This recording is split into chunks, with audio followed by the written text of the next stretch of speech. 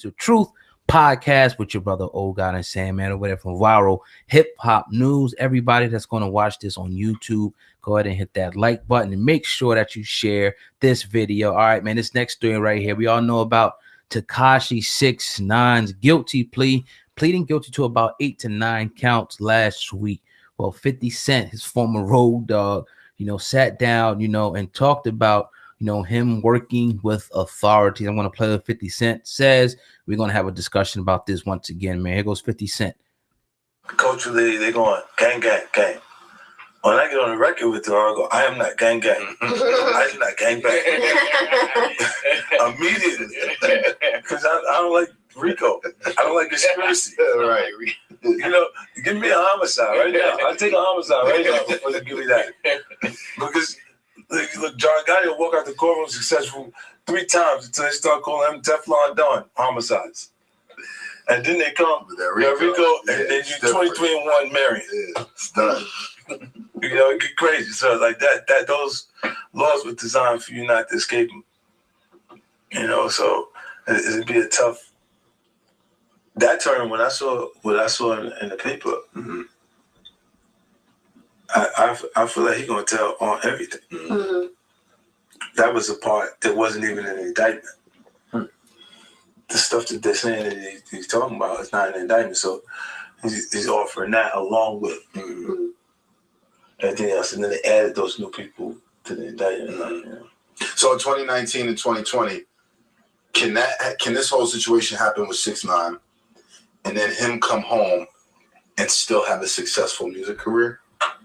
Because we're in a different day and age. So I'm just it is different. Look, I think he can make music and people can hear it, but the original core and bass that he tapped into won't. Even though that original core bass, the fans, they didn't really care if he really came from that. Right. And everybody. It was entertaining. They didn't look at it and say, he wasn't built for that. He would say, did you let the little rainbow kid say that to you? Right. And you're not going to do nothing? Like, he's saying that to you. Like, that's what the humor. Like, he had a personality, character that he's like, he could. All right, so that's 50 Cent, man, right there. Said some real interesting, things there about Tekashi 6ix9ine. Echo some things that we said, here on the podcast, already. And a lot of people, like you said, academics, you said that he was pretty much saying that just because he gave a little bit of information that he's not going to per se snitch. If I'm not mistaken, that's the gist of what he said. But we kind of see it like, just knowing how the system and that either you go in or you don't. And again, some things were left out because there's still a lot of things pending. So things that he told is still not even being shown right. They showed us what he told on now, but what are they not showing us? You know what I mean? So that's what we have to look at. I definitely agree with 50 Cent, on that. Also to the point of, him trying to salvage his career if he does, 10, maybe 12 years. Like that initial, fan base kind of gravitated towards Tekashi because of the, the persona that he presented along with the music. So it'll be hard now. And you said, you have no chance pretty much, of salvaging his career. None. After this in hip hop. But yeah, man, what do you think about 50 Cent? Talking about Tekashi 6ix9ine, SamAnt. 50's a genius, man. And I'm not afraid to say that. Now he goes and trolls and you may not like him because of his antics and little things that he may do. But when it comes down to business, this man is a very smart man. He's a genius. I'm not even going to hold you. The initial, we heard prior to it in the conversation, in the pre-production meeting, he was talking about Soulja Boy and what brought him to Soulja Boy. And it was his business sense, what he did at 16 years old that nobody was doing out here as grown men. He respected that and appreciated that grind. Same thing on 6ix9ine. He made it cool to go ahead and blonde your hair, bleach your hair, and then throw rainbow colors and talk some shit. He tapped into a demographic and did things that no one was out here doing. And oh yeah, he was winning with his music too.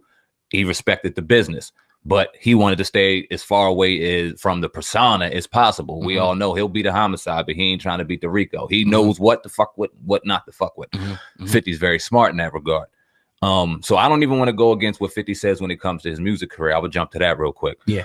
But I don't think there is any music career. I think it's done. When you think of if he does 10 to 12 years, the amount of technology that's going to come out in the next 10 to 12 years, the amount of music, when we're sitting here on a here today, going tomorrow kind of basis, we don't like to digest and take in things now. No one's going to remember 6ix9ine in 10 to 12 years. What if he does 7 like Smurder? Let's say he does 7 and Smurder's about to get out and it looks like he's going to be pretty relevant, you know, when he gets out. So is there any chance that, you know, that happens? Like you said, he's probably still going to want to make music. He may even release some stuff from behind bars. You know how shit works now, you know, on the phone or whatever. But, you know, yeah, I mean, he could possibly, you never know. You got to look at these two separate too, because you got to look at what he went in there for. And you got to look at what he's doing right now. And like we said, you have some people still trying to skate for 6ix9ine and trying to keep his name relevant and trying to keep that persona relevant because they're getting paid from that persona. But to keep it 100, there's no way when you go ahead and you're sitting there telling on people and your persona was supposed to be this, that not only are you going to be able to go out and rap like you did, because it wasn't like you were the most skilled lyricist in the world. You were out there screaming a bunch of bullshit. You got to be protected. Where are you going to go do shows at? Where are you going to make money doing music? And then who's going to listen? Yeah. So you think his music career is pretty much canned at this point? I think it's done. Even if he go, you know, what if he don't tell on nobody at this point? He just tells that. And, you know, do you think there's a chance? Because that's what supposedly everybody's saying. Your boy Academics pretty much was saying that he's not, well, not, but doesn't mean that he's going to necessarily give him everything just because he gave him what he gave him so far. That is where I do agree with 50. That brother has another 365 days to go ahead and give them anything they want. He's going to be eating steak and chilling and telling. I think he already gave it all. He might have. I heard there's a lot of things, and we're not going to get too deep into it, but a lot of people were saying that he was telling prior to that kidnapping. Talk about that. A lot of people were sitting when he got kidnapped. A lot of people were speculating, I should say, speculations out there that he started cooperating, then giving up information. And I know you were telling me them feds, they play dirty. Cops, they play dirty. We all know they probably start throwing out them text messages and them tapes and all that stuff back then, because that's when we started slowly seeing him kind of start fading himself up out of that picture, and we started hearing the rumors going right about that kidnapping time. The shotty do it, to this, to that, blah, blah, blah, blah.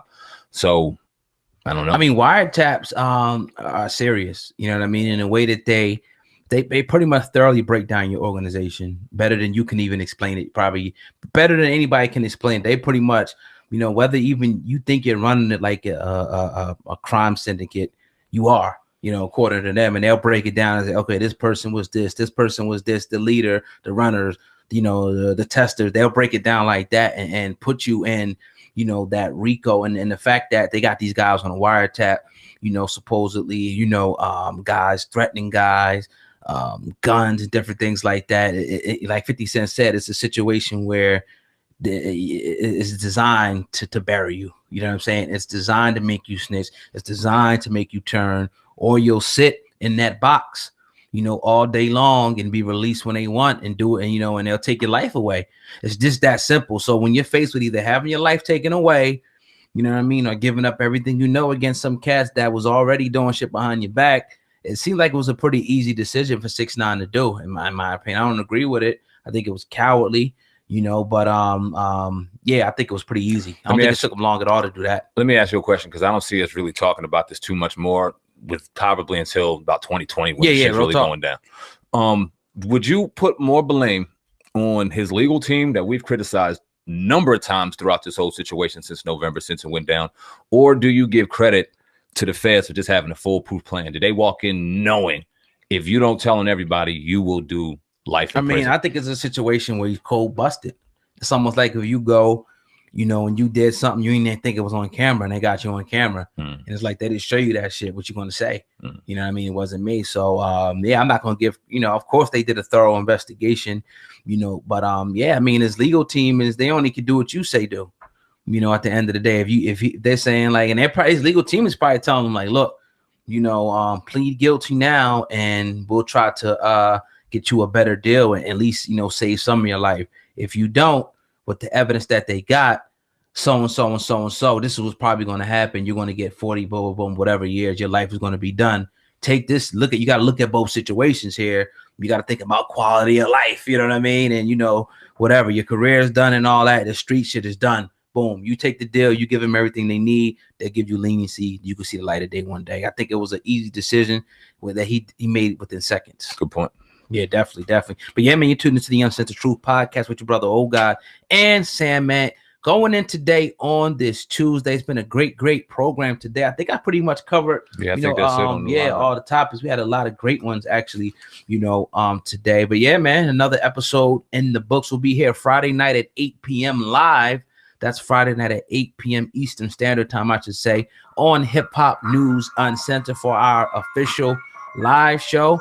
And yeah, man, another one in the books, man. Definitely appreciate y'all listening in. Indeed, man. We always appreciate y'all support on Viral Hip Hop News Uncensored, and of course, the Uncensored Truth Podcast official channel.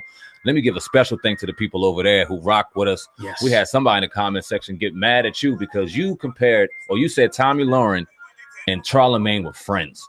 They used to be. And I'm like, damn, he's being sarcastic. Or what if he wasn't? They were friends. You ain't hear them hanging out and shit? I mean, but listen, it was in minute 44. And the fact that somebody was critical at minute 44, thank you for watching that long. Right. That's all I was trying to get to. But yeah, man, we appreciate each and every one of y'all support out there. We'll be here Thursday for an episode of the Uncensored Truth Podcast. And like Old God said, Friday night live exclusively on Hip Hop News Uncensored.